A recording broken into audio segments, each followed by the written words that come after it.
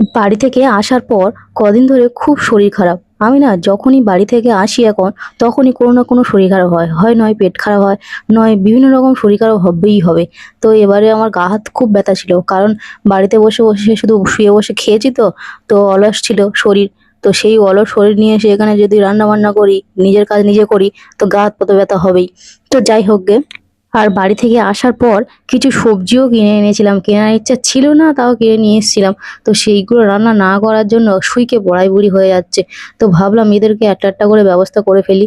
তো ঢেঁড়সগুলো শুকনো হয়ে যাচ্ছে। ফার্স্ট ভাবলাম ঢেঁড়স আর পটল কিনে নিয়ে এসেছিলাম আর টমেটো দিয়ে ওই একটা যা হোক তরকারি মতো বানিয়ে নিচ্ছি আর রুটি বানাবো। আজকাল খাওয়ার রুচিও চলে গেছে বাড়ি থেকে আসার পর। ভালো-মন্দ খাওয়ার পর আর এইসব সাদামাটা খাবার পেটের ভিতরে যায়? এই যে আটাগুলো দেখছো এ বহুত দিন আগে নিয়ে এসেছিলাম। খাওয়া হয় না, শুধু ওই গ্যাস শেষ হয়ে গেছিল। সেখান থেকে আর খাওয়াই হয় না। আর শালারজাত পিঁপড়ে কোথায় থেকে আঁচ পায়তা কি জানি ও ঠিক ঢুকে যাবে। যতই তুমি ছিপি আটকে রাখো না কেন। দেখি ২-১ টা পিঁমড়ে বাজছে। তো সেই পিঁমড়েগুলো ফেলে দিয়ে আবার আটাগুলো মেখে নিয়েছি। নিয়ে তারপরে এই যে সবজি আমার হয়ে এসছে প্রায়।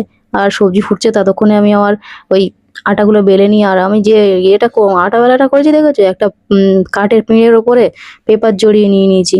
তো রুটিবেলা কিনবো করে কেনা হয় না। এটা চলছে চলুক। আসলে নিজে টাকা ইনকাম করি তো কোনো কিছু কিনতে যেন গায়ে লাগে। মনে হয় যেন যেটা চলছে সেটা দিয়েই চালিয়ে দিই।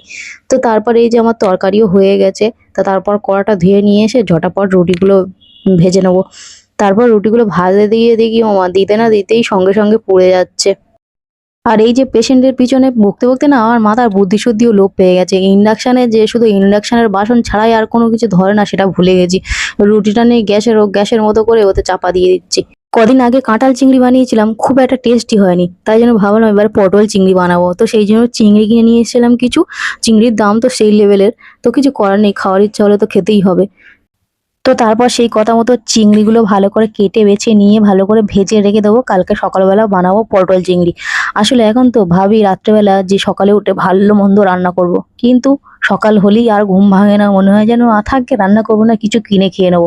তারপর যখন দুপুরটা হয় রে বাবা, তখন মনে হয় যে ইস! যদি খাবারটা করে নিয়ে আসতাম কত ভালো হতো।